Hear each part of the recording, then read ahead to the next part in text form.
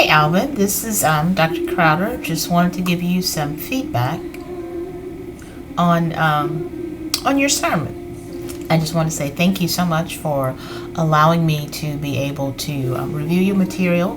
Thank you definitely for getting it in on time. So very important. You'll be surprised how people are late with things, and so I definitely appreciate you getting the material in on time, and also am just as grateful for the DVD of the material of your sermon as well.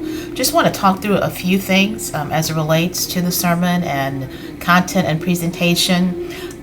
Just want to say, first of all, I really enjoyed just the entire worship service, and just, sort of ways in which the service sort of began to frame, I think, aspects of your sermon. So I could definitely see the significance of the theme faith in action for you.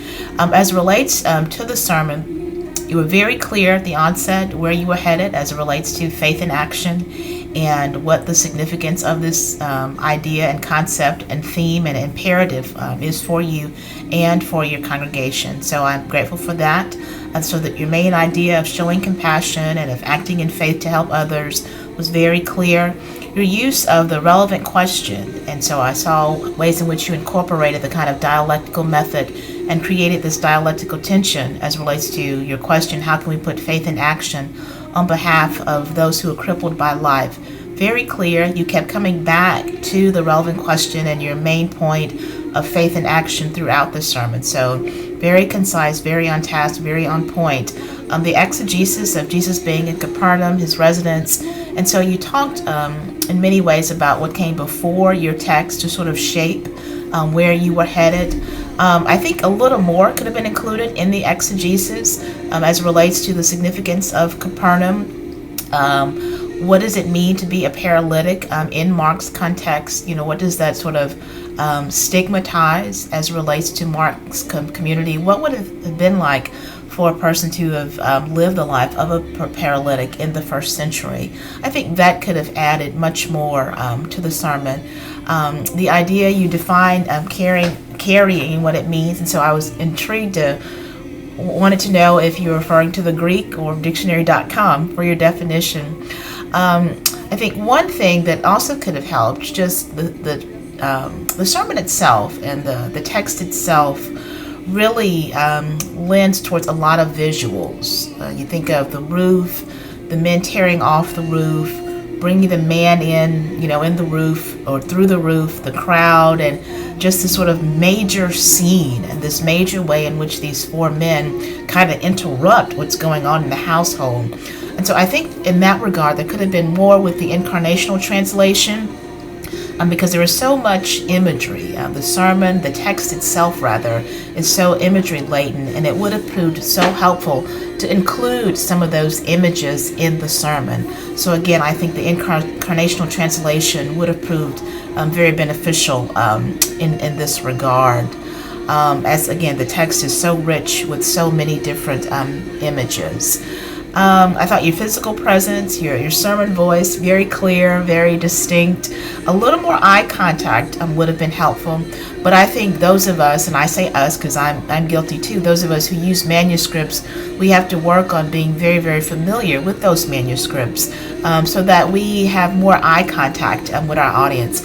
And so I found at times there was this tendency to sort of bury your head into your manuscript. And again, that just comes with being more familiar with the sermon content itself. The language of the sermon I thought was very appropriate. I loved the introduction of the whole Sesame Street, so in ways in which you incorporate your family. And I love this sort of pun and playing on words of counting, because the idea they're counting, oh, they're counting on you was just, I thought, really good. And I think that could have been fleshed out a little more, but not necessarily so, but I really liked just sort of the double meaning or the double entendre of counting, and people are counting on you. The way in which you use the different types of paralysis, that there are ways in which we are all oppressed and afflicted beyond being physically bound. How you talked about the African American community being paralyzed. And in the end, yep, you took it to the cross. And so how does Jesus deal with our own sort of sinful paralysis? I did have just some additional notes. You said, as Mahalia Jackson says, if I can help somebody. I'm not sure if Mahalia Jackson wrote that. I want to say that's a Thomas Dorsey song or a Lucy Campbell song. But just, that little thing, as said by Mahalia Jackson, if I can help somebody. Again, just good reiteration of the theme, faith in action. It would have helped to discern, is faith action, is action faith, are they consonant, are they synonymous? Can you have faith without action? Can you have action without faith? Can one substitute for the other? So that would have been helpful to expound in that regard. In reviewing your reflection paper, there were no red flags there. I thought your honesty and just your own sort of sermon process was quite helpful. And the way in which you incorporated a lot of the reading, from Cosgrove and from Segovia and from Edgerton. And so a lot of the readings that you incorporated from our Core 1 class, very, very helpful. I thought it was also interesting, something that you did in the sermon, where you quote here, Dr. Harris is saying, the sermon reflects dialogue between contemporary human experience and the message of Scripture. And again, I thought the way in which you brought paralysis into a 21st century context and sort of redefining and reconfiguring context was very, very helpful. Something else I noted from your reflection paper, you said, unfortunately, the PPG only made the text applicable to ministries and or auxiliaries in the church and did not look at how, I guess this is persons could be helped that may not be a member of the church.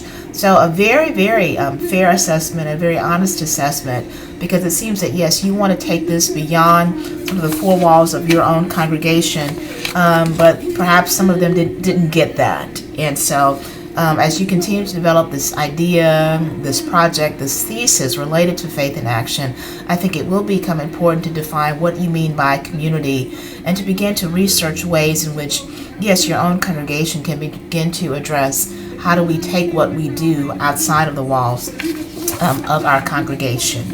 Nothing alarming in the Learning Covenant. There are things that we had talked about and just a few things that you refined there. Appreciate the PPG report, particularly a comment from, I guess, one of the members, and they're saying, for the first time, it seems that he was calling us to do something or to engage in action outside of the church. So, although I think you say, unfortunately, they didn't get it, there was perhaps one person who was like, okay, he or she was trying to get it in that regard. So again, thank you so much for your preaching, for your work. I'm excited about working with you as your advisor. Look forward to what the next 3 years will bring us. Pray nothing but blessings. Pray nothing but blessings on your work at the church, your work as pastor, your work as father, your ministry as husband, and just all that God is calling you to do, all that the Creator is calling you to be, Alvin. I'm just honored to take this journey with you and just pray blessings on who God is calling you to be.